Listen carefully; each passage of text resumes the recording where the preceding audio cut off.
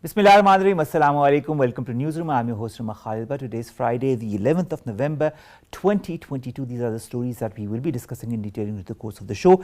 We'll begin with the UPR review that went on yesterday in Geneva under the auspices of the UNHRC, that was supervised by three important countries that took a detailed view of the human rights abuses that are being perpetrated by India in the Indian illegally occupied Jammu and Kashmir region. Now, Pakistan has demanded that India should reverse the illegal steps taken since the 5th of August 2019 in the occupied Jammu and Kashmir region and cease demographic engineering there. The Indian human rights record has also come under huge scrutiny in this review, the UPR review, Universal Periodic Review, 41st edition of which was held in Geneva under the auspices of the UNHRC. This is going to be our very first segment.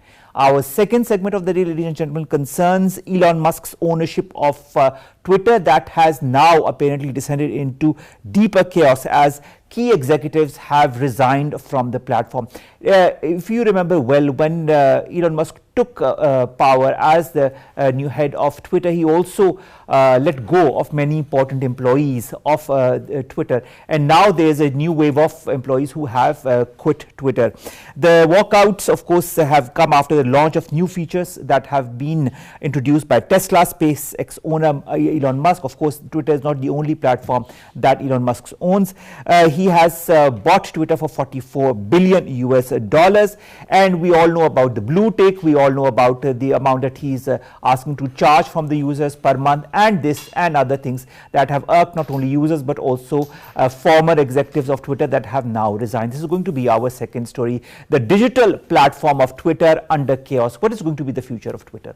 Then we will be talking about the United States of America, the midterm elections that have gone in the US. A lot of imbalance or the balance that might be tilting in one direction or the other as far as this key race between the Democrats and the Republicans is concerned. What is going to happen? Who will ultimately tighten their grip on the current government? Will it be again the Democrats or will it be the Republicans? Nevertheless, Joe Biden has said that he was ready to work with the Republicans in a previous quote. Let's see what happens now. Now, finally, we're going to talk about climate scientists that have warned today that harmful CO2 emissions from fossil fuels could rise by 1% more this year, and this could come to an all-time high. Now, we have been highlighting climate change since quite some time, since a number of years, in fact. Climate change, the effects it has, also on the effect it has had on Pakistan through these floods that have hampered Pakistan's economy, Pakistan's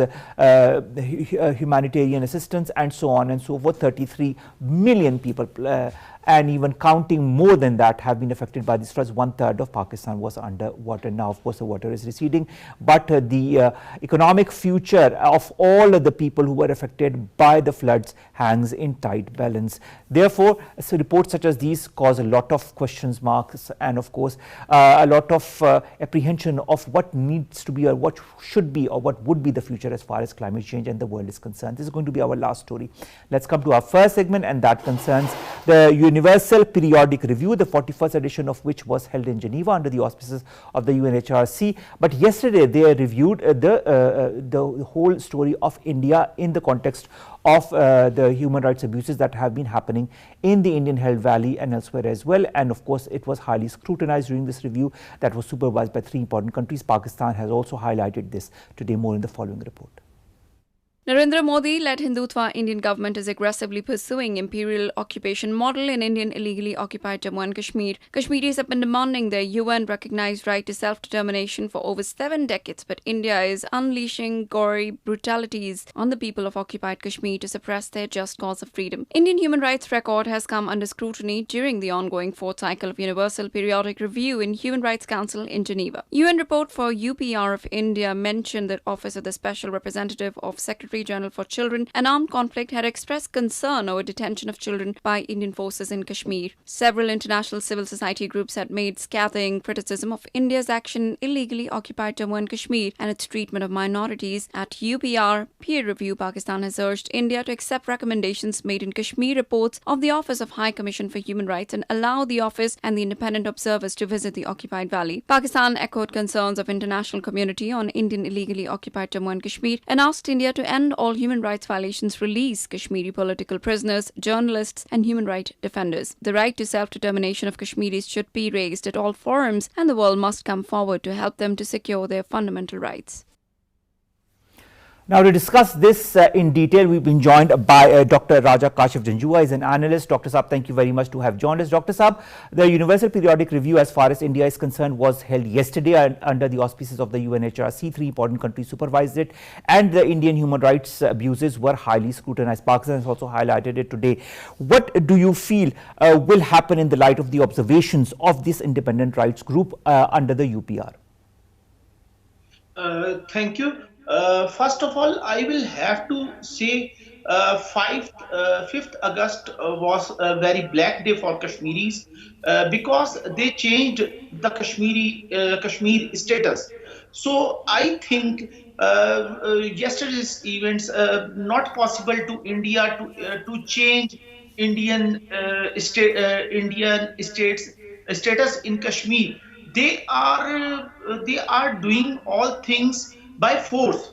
So how can they agree with? But you know, Dr. Saab, they are doing everything by force. That is just what you have said. But the fact remains that despite all the human rights abuses that have been happening in the Indian held valley, nothing concrete has really come out as far as a reaction, a positive reaction in the form of action from the world is concerned. Why is that in your point of view? I think India will do the same thing. They will not change themselves because they are doing all illegal things. Basic thing is demographic changes in valley. This is the basic thing they are doing. But Dr. Saab, you know, demographic changes, I understand, are important factor that are hampering the current situation in the Indian Hell Valley, but that is not the only thing. There are human rights abuses, there are rapes, there are killings, there are incarcerations, journalists who are jailed, people who are jailed, those who highlight this reality of what is happening in the Indian Hell Valley are being muted. Their Facebook accounts, their social media accounts are being muted or are being deleted or are being suppressed one way or the other. How can a country like India that calls itself the biggest democracy in the world function in this manner?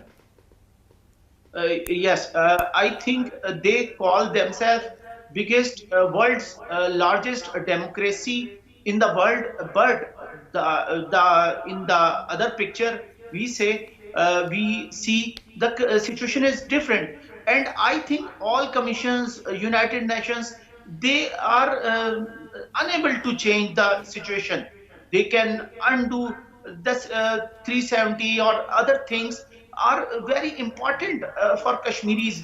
Do you feel, Dr. Saab, that Article 370 and 35A that you've just mentioned can be restored, because this is what you're talking about, and this is something that has been also highlighted since some time? Do you feel this is a possibility that could happen after this review? Do you feel more changes can happen? Do you feel some kind of action needs to be taken as far as the international body on India is concerned? Do you feel something will happen following this review? Yes, I think India is under pressure and they can make change. I think they should do these things. Otherwise, how will survive India in United Nations? How will they face? This is the question. And now we are happy to see this condition. They are facing world now. Before this, they were happy. They were happily doing all things as they wished. Even they were, I was reading, 20 or 2.5 million Indians are getting nationality or national status in especially domicile in Kashmir. And yesterday I was reading on Twitter, Israel is coming, installing 2 agriculture plants or agriculture things, centers they are developing in Kashmir. What is this happening? Can you imagine? They are doing all illegal things. They are changes the law. Forest Rights Act is totally demolished. They have changed FRA. FRA is very important for all India, but in Kashmir they are not seeing FRA. They are against FRA. Forest Rights Act, according to Forest Rights Act, they cannot cut forest. But in Kashmir, they are doing all the things. And I think now India has to has to stop all the things. I think this is the voice of time. This is All the right, time. this is of course the voice of the time. This is also the voice of the people of the Indian held valley, and this is also the voice of the dozens of human rights organizations across the world that have made detailed reports about the human rights abuses in India, that have also contributed to this Universal Periodic Review that has recently happened in Geneva, including organizations here from Pakistan. But India seems to be not unconcerned with any changes made by under these reviews or under certain directives that have been given under this review. Do you feel India can continue to go on remaining indifferent to international laws and global calls for accountability? They are still continuing all the things. They never see world is watching them, but United Nations responsibility, especially on these times. But 2 years before 2 years, they did all things. 5 August, the time they change the things. Where is the world? The question is, do you think they will change their mindset, Indian mindset as a nation, as a state? I think not easy to change them, but they have to change. Of course, Dr. Janjua, they have to change, because if they don't change, India is going to implode. This is what a lot of organizations are saying, because also Dr. Gregory Stanton, who's the head of Genocide Watch, has said that if the way things are continuing, they continue in the same vein, there's going to be huge genocide of all the Muslims, not only within the Indian held valley, but also within India itself. Now, in a statement by the Foreign Office, Pakistan has urged India to accept the recommendations that have been made by the Kashmir report of the Office of the High Commission for Human Rights and allow the office and independent observers to visit the occupied territory. Do you feel this is a possibility? Because in the past, India has not allowed the independent observers to visit the Indian held valley. I think again they will not allow, because in human black laws we see they are political leadership behind bars. How will they allow them? If observers will come in Kashmir, in Indian Kashmir, they come and they see the condition will be open. So they will not, India cannot see these things. They will not allow them, but they will have to face the pressure of the United Nations, of the human rights organizations. One day will come, all things will be changed.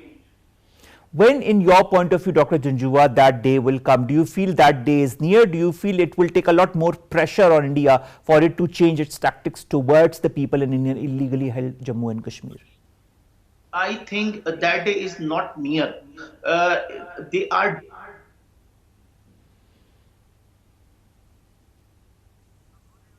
All right, Dr. Raja Kashif Janjua was talking to us. There has been some technical issue due to which, of course, this for the moment connection has been terminated, but we will come back to it. Nevertheless, when it comes to Indian illegally occupied Jammu and Kashmir and the human rights abuses that have been perpetrated by India, we have highlighted it time and again. We've talked to different analysts, different experts, different leaders that represent the Indian held Jammu and Kashmir, and of course the rights of the Kashmiri people. And they are in unison when they say about when they talk about the human rights abuses made by the people and the armed forces on the people of Indian held Kashmir, by the armed forces, by the government of India, and this is going on unabated. There are so many black laws that have been put into place by the Indian government deliberately, laws that date back to the pre-independence and they are still implemented when constitutionally they cannot be implemented. Also, the fact remains that Indian illegally occupied Jammu and Kashmir is a region that is still disputed as per the resolutions of United Nations, and that is why India cannot claim the Indian illegally occupied Jammu and Kashmir to be part of it, because it itself went in 1948 to the UN to have this issue resolved, and since then there have been numerous resolutions in the United Nations as far as this very important issue of Indian illegally Jammu and Kashmir is concerned. Now that the UPI is going to come very soon as far as the assessment of Nepal, Sudan and the Netherlands, let's see what their assessment says, and let's see also how India reacts to it, because the last time in 2017 when this assessment was made, there were 152 recommendations that India did accept, but out of those it barely applied in principle 2 or 3 of those recommendations. So let's see what happens this time. A lot of eyes will be on India. Let's come to our second segment, and that concerns digital rights, digital platforms, especially in the context of Twitter. Now, we all know that Elon Musk acquired Twitter for $44 billion recently. Now, since then, a lot of people either have been thrown out by Elon Musk or have resigned from Twitter. And also there are some new laws that have been put into place by Twitter that has angered a lot of users and administration of Twitter alike. What will be the future of Twitter? More in the following report. A threat of bankruptcy, an exodus of key executives, and a warning from the US regulator for consumer protection marked a chaotic day at Twitter under Elon Musk's new leadership. In an email calling for his first meeting, the billionaire warned employees that Twitter would not survive for long if they didn't find new ways to make money. According to Bloomberg report, Musk told his employees that he could not rule out bankruptcy only 2 weeks after he bought the social media company for $44 billion.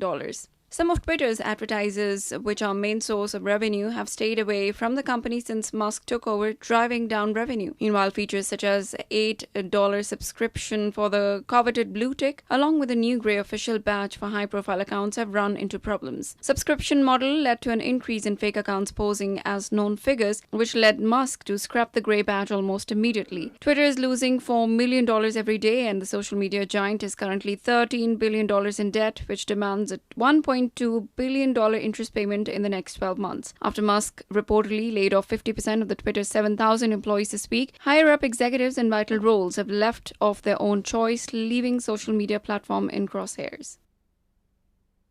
Now, you know what has happened as soon as Elon Musk has taken ownership of Twitter. He has sent an email for his first meeting and has warned employees that Twitter will not survive for long if they did not find any new ways to make money. We've been joined by Usama Khilji, who is a digital rights expert. Usama, it's a pleasure to have you in our show. Usama, when you look at all that is happening around the digital platform that we all revered so much, Twitter, what do you foresee? Bilkul, I think there's an issue with how Twitter is being bought by just one person who's in sole control of the entire platform. I think that's a huge issue. And especially because it's something that so many people have worked so hard over. You have people building communities, following, and then all of a sudden you have this person taking control and saying, this is how it's going to be run, and then changing his mind every day. And we're sort of seeing a very public fallout of all of that. So I think it's a strange time to be in, but I think there's also going to be very severe consequences for Elon Musk on what he's doing, and he's soon going to realize that it's not as simple to run such a big platform that's, you know, the harbinger of speech and expression, and also democracy around the world. So I think there's a lot of learnings that he's going to have, including legal challenges and challenges from the Federal Trade Commission in the United States that looks at, how companies are regulated. So I foresee a lot of bad stuff for Musk. You know, you talked about the Federal Trade Commission. I'd like to quote something that they said. They said, no CEO or company is above the law, and companies must follow our consent decrees. Of course, this refers to past commitments by Twitter to obey US privacy laws as well. So is the new management not obeying Twitter laws, US laws, under, as per the Twitter is concerned? Yes, I think first the Federal Trade Commission looks at business practices and make sure that no company is becoming a monopoly or engaging in monopolistic behavior, which means that you're not becoming a company that has too much power. And clearly, under Musk, we're seeing that so many people are being fired. Then the issue of advertising and how that's going to work, and then the biggest issue of verification of accounts.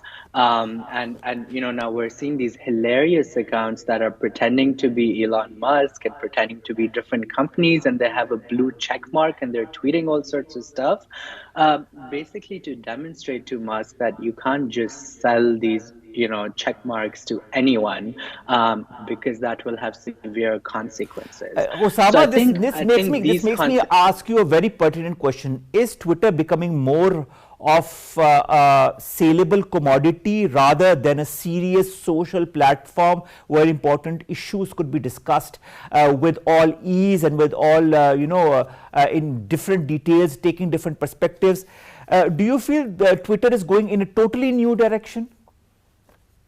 Yes, and that's exactly what it is, right? Because that's what Musk is trying to do. He's trying to say, okay, if you can afford $8 a month, which is around $100 a year, you will get all these privileges. So it's exactly what as you're describing it. It's commodifying speech, right? And saying that, okay, if you pay me this much, then you can get away with this, this, and this. You can have a verified badge. You'll have priority in replies to tweets. So it's really becoming this capitalist place, or at least what he's trying to make it. But I don't think it's going to be very easy for him to implement all of this, because he's gotten rid of all the important people who were making these decisions and ensuring that it remains a safe space for speech.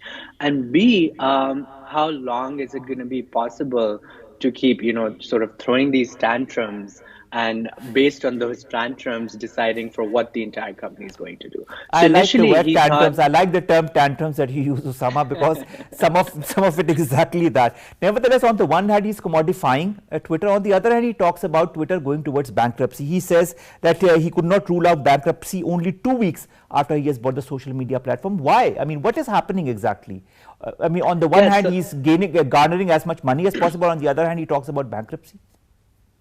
yeah, so that's key, right? So let's take a step back and look at what happened. So earlier this year, he decided that he wanted to, buy Twitter. And then he had cold feet. He said, okay, I don't want to buy Twitter anymore. Maybe 44 billion is way too much. But then Twitter said, hold on, you have a legal agreement and requirement to do this, so they had to go to court. And then he reluctantly bought it, right? And now it's sort of like his toy that he's playing with. But then there's a business model. There are advertisers on Twitter that work a certain way, and already some big advertising firms have already started saying that perhaps we should pause advertising on Twitter, and that also obviously impacts like business confidence in the platform, and just generally how much revenue Twitter is able to generate. So that's why he's coming up. And my theory is that the reason he came up with this $8 per month subscription for verification is because he knew that the way he was acting, advertisers will not be happy and his ad revenue will go down. So that's why he's trying to go through a subscriber based model, right? And I think bankruptcy is becoming a big concern. I was just reading today, according to some estimates, Twitter's value has already gone down from $44 billion, which he paid for, down to $8 billion. That's a huge markdown. That is a huge downfall for Twitter. And the downfall of Twitter is not just as far as its commodity is concerned, its value is concerned, but also in other forms as well. Employees make the bulge of any organization. They form the crux of any organization. Now, when you lay off 50% of employees, that is around 7,000 employees, what do you expect from Twitter?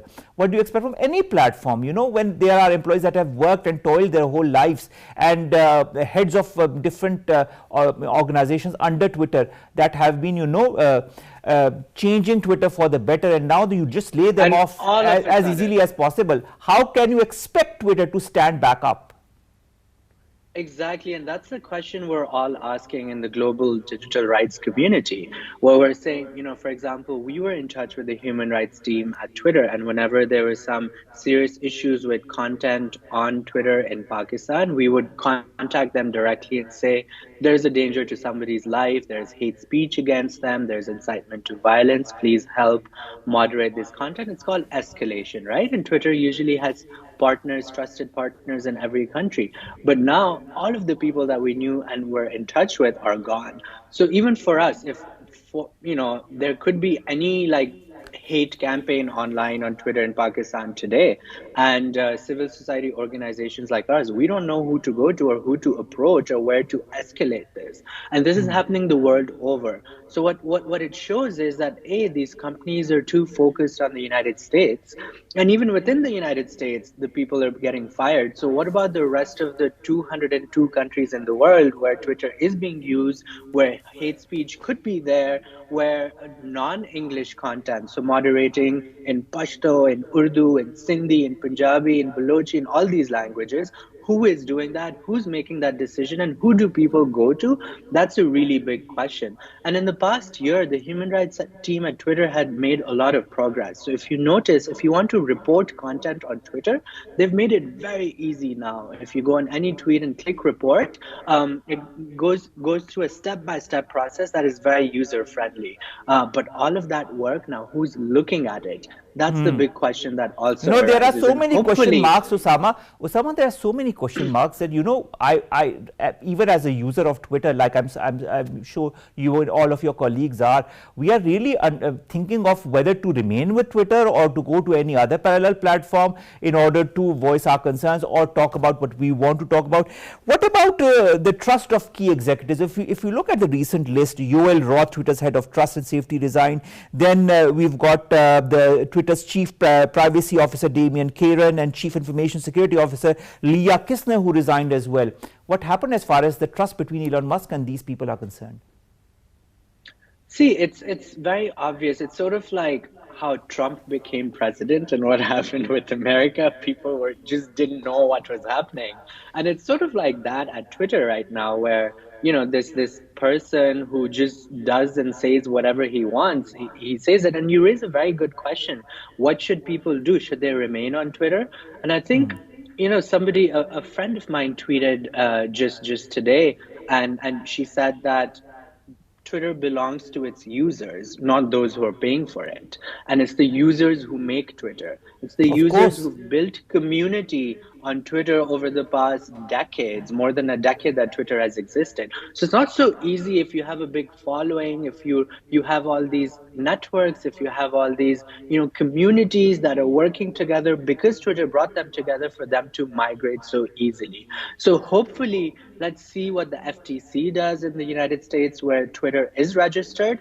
And then also the market, how the market reacts to this. We talked about advertising, and all of these different factors will have to impact how Musk looks at Twitter next. And I have a feeling that his power will sort of diminish over the next few months, because he will realize that it's not just possible to go ahead with this. But having said that, there are some other social networks that are picking up. So for example, there's one called Mastodian, which a lot of people are starting to use, and it's sort of a decentralized a social media network. And that's sort of technical, but to put it in simple words, on Twitter, there's only just the Twitter company that operates and owns the server and all the data, and that's where it works.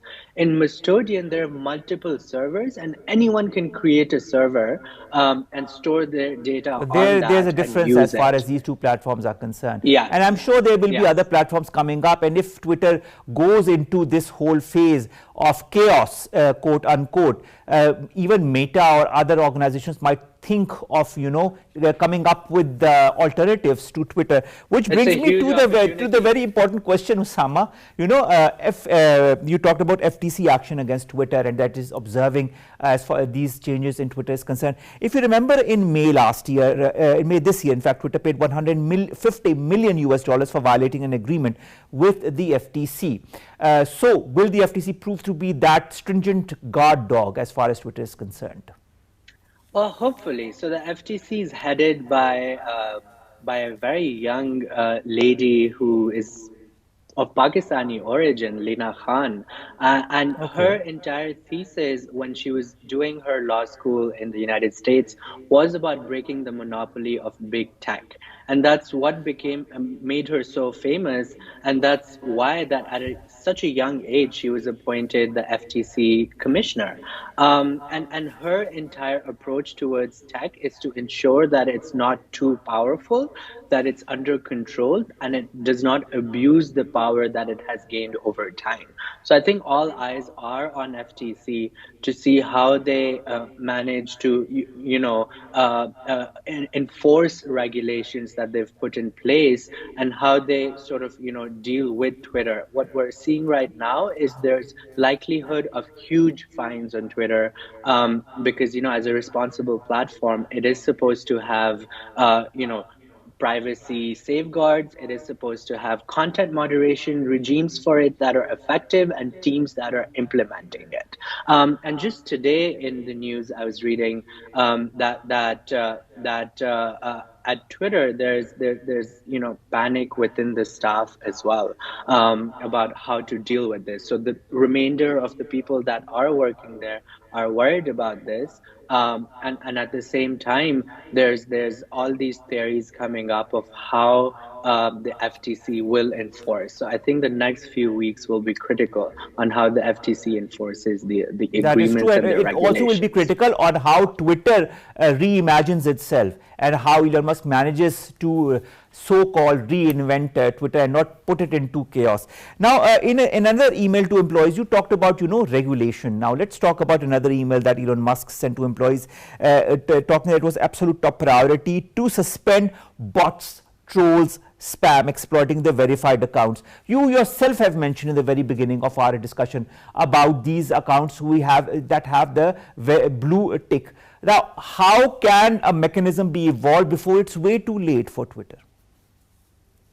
Yeah, so I think it's a good thing that Musk, probably the only good thing he said, is to get rid of bots and fake accounts. And let's talk a bit about what is the disadvantage or threat or risk that these bots and fake accounts pose. When we see topics trending on Twitter, a lot of times PR agencies and even governments around the world are using fake accounts to create perceptions. So you will have a trending topic at the top, on Twitter, and it will have hundreds and thousands of tweets, but most of those would be by fake accounts and bots, trying to, push that hashtag above so that it becomes a national conversation. And a lot of companies and businesses do this too. So I think that poses a risk on how genuine the conversation on social media is. And I think for similar reasons, social media companies started verifying individuals. And why did they verify individuals? So that individuals wouldn't be at risk. If there's a fake account in somebody's name and they're tweeting hate speech and criminal stuff, then they can get in trouble. So what they did was, for activists, for politicians, for organizers, for journalists, they started verifying their accounts so that they don't get in danger and there's no disinformation going around on the internet on when people assume that this person of importance is tweeting when it's not their real account. So that's the entire idea of having verification. But I think now, if anyone can buy it, then disinformation can really go viral. So for example, today there was a fake account of Nestle, and the tweet was, "We steal your water, tap it, and sell it," and it was a Nestle account that's verified, right? So clearly, someone just created that account, bought a verification, check mark, and started tweeting, and people started thinking it's the actual Nestle account doing that. And I think this So, just demonstrates. Osama, it's a very interesting, point that you're making right here. And I've used a word twice during our discussion, that is chaos. Do you feel this whole discussion that we are talking about a social media platform that we all have been using, have been discussing, have been relying on for verified information from organizations, from people who have the blue tick, because that certifies that they are of certain authenticity. But now that this is for sale and we don't know who is real and who isn't, is that putting Twitter into a sort of a chaos-like situation? And with the world already in a geostrategic or geopolitical situation that is more or less chaotic, do you feel it is going to add to it? It certainly has the potential to do that. Although right now it's sort of like a big joke on Twitter, right? Because everyone's making these funny accounts and cracking jokes just to show the danger of it. But like you said, if this policy continues, then we can see a lot of issues arising. There could be, verified accounts of world leaders, of presidents and prime ministers that are tweeting stuff from verified accounts, and people are believing it and they're relying on it and maybe even making political decisions based on it. So I think real world risks and harms are there and are threatened by this, right? So at the same time, I think that's important that, Umar, you're doing this show so that your viewers can understand and know about this, and more people can understand and know that whatever they see on the internet can not always be reliable, and especially on Twitter now, that risk has really increased, right? But hopefully we will see that some sort of controls will come in place, because just one person cannot just control that. And the reason we're not seeing too much chaos right now is because of the work that employees at Twitter have put in the past, a decade and a half. So of course, it's not so easy to dismantle the systems that they did put in place. And that's why things are moving in somewhat the same way they were before. But like you said, I think that can go bad anytime if the policies of, Elon Musk sort of continue the way they have started to in the past week. Osama, Elon Musk bought Twitter for $44 billion US. We all know that. We all know the deliberations that went on before he bought it. But if he did not have the money, if he did not have the resources, why buy it? Because I was going through one of his course, and he said, you may have noticed I have sold a bunch of Tesla stock. The reason I did it is to save Twitter. Now, the fact remains that he's also owner of Tesla, he's also owner of SpaceX. Do you feel these two organizations will be compromised or at the expense of Twitter if this goes on? Yes, a lot of analysts are saying that globally, because what we're seeing is that Tesla stock is also getting affected, because it shows investors are losing confidence in a company, because they're seeing that, okay, if this person who owns this company is acting in such an erratic or chaotic way, it puts under question the reliability and stability of his other businesses. And although he's the richest person in the world right now, I think it's just showing the world that so much wealth has clearly gotten to his head and he doesn't know what to do with it. So hence the other companies could also get impacted, right? Because the market works on speculation and the market works also on reputation. And if these two things are not going in Elon Musk's favor, then his other businesses could get affected, and soon and hopefully he won't anymore be the richest person in the world who thinks he can, pick up anything that's global, buy it and ruin it. That is so true, Osama, and it's a time of great concern, not only politically or geostrategically, but also on the digital world. There are a lot of concerns, especially, if Twitter is a prime example, there could be others that could follow suit. And it's this mismanagement that could cause a huge concern for the world, developing and developed included, because the misuse of such platforms can lead to extreme dangers to countries, to communities, to nations, to races. And I hope that Elon Musk and his team are trying to do the needful in order to thwart all such misperceptions that could be created and that have been created, because this is a very dangerous time that we live in, Osama, and you know that very well, and we cannot add to that danger, especially in the digital world. Thank you so very much, Osama Khilji, digital rights expert, who have joined us to have talked to us about the Twitter and the way it is going and what needs to be done in order to control it before it's way too late. Thank you so very much. It was a very interesting discussion, Usama. Let's come to our last two segments, ladies and gentlemen. The first concerns the United States elections that are happening in the United States of America. Now, US President Joe Biden has expressed relief after the Democrats have fended off major Republican gains. As far as the midterm elections are concerned, Republicans are inching towards control of the House of Representatives, but Mr. Biden notes that a giant red wave did not materialize. That was a huge concern as far as the Democrats were concerned. Nevertheless, either party could still win the Senate, which hinges on three races that are either too close to call. Mr. Biden has said, nevertheless, that he plans to run for re-election in 2024. His intention is to run again, and that has been our intention, he said, quote unquote. Republicans are closing in on the 218 seats that they need to wrest control of the House as far as from the Democrats is concerned. Whichever party now wins the two of the three outstanding contests in Arizona, Georgia and Nevada is ultimately going to control the Senate. And this, of course, is a huge question mark also as far as the future of US politics is concerned. We all know that always, there's a seesaw between the Democrats and the Republicans. But let's see what the midterm elections prove to be, because of course it's the people's sway, what's the people decide, what's the people want to have in power in the United States of America. There are some questions, there are some concerns. Let's see how things materialize after the midterm elections and whether it will benefit the people of the United States of America. Finally, we are going to of course go to COP27, climate change, and the number of delegates with links to fossil fuels at this UN climate summit that has jumped 25% from the last summit.